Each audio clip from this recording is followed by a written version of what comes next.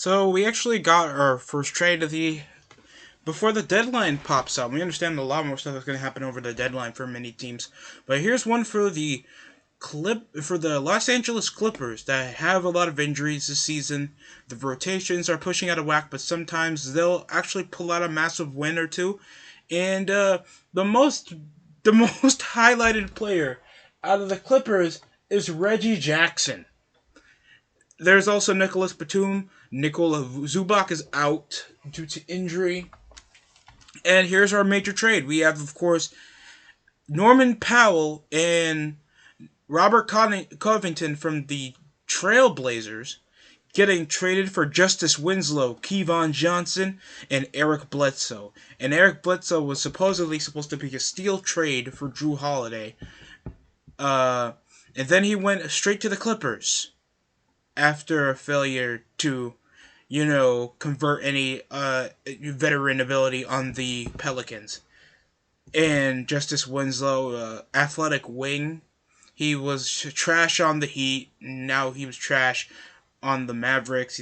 Now he's trash on the Clippers, and now he's going over to the Blazers where they have already crap depth, and they push over for not really have that much of an injury history with Norman Powell, but that's racking over 15 million while having a decent like 2-3-and-D guys that are gonna be average enough to pull some depth on the team.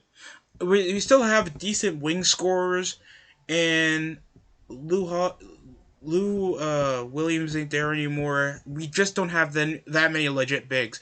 Even though Isaiah Hartenstein has not been a bad big at all, and he can actually pick up some good offensive rebounds. He doesn't space the floor or isn't that impactful on the rotation. Luke Kennard deserves the money he gotten so far. And he's likely to get a bonus over his contract the way he's playing. But I still feel like 56 million is a bit too much with the money remaining in his contract right now.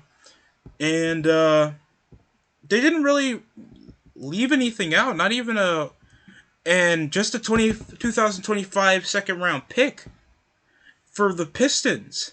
Now going over to Portland, plus a veteran talent that can push over to the bench. Justice Winslow, I don't know when's the last time. He probably is going to go to the G League. I don't really see much. And wasn't Keon Johnson a draft pick from last year? So the only upside is the Clippers get to improve the rotation. We're proving notable guys over in the floor, especially Covington, that I feel has a bit more upside. But Powell isn't bad as well.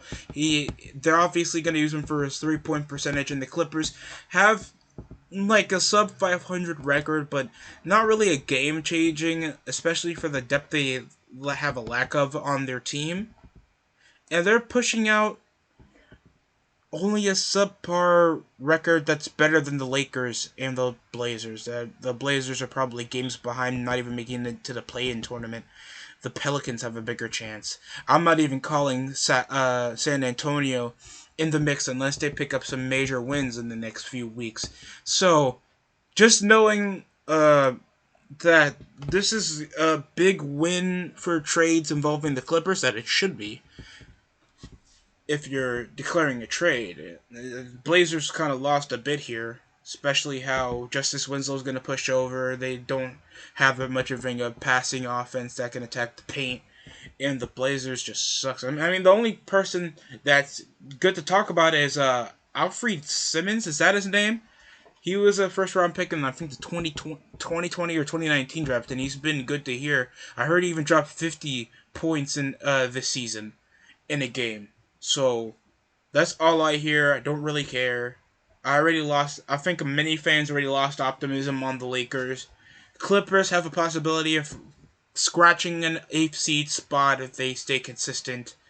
But, I'm not really expecting most out of the bottom feeders in the Western Conference. There's still a lot of trades that could go into. You can go into many other YouTube channels about that. I'm just going to report what's over the here and now. I'm going to put my opinion on it. And there's teams that need trades: Lakers, Blazers, Mavericks, possibly the Jazz, Suns, Warriors, Cavs, Heat, Bulls, Vucevic, they need more assist on that 5. Even though they're the best team in the NBA, it's only a small margin over the Miami Heat. That even though with injuries, they're still one of the best competing teams in the NBA.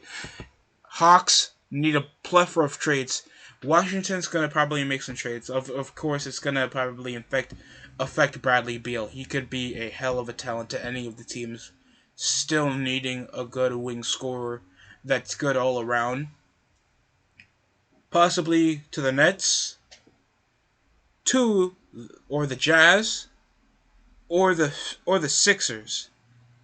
And it could be a major trade for the Nets to get James Harden. I mean the Sixers to get James Harden for Ben Simmons. And if that actually happened, we'll have something to talk about. But for right now, that's just the entire video. Thanks for watching. Subscribe to the DST show for many other videos, even including pro wrestling, sports, and other jazz. That's it for me. You like that? You like that?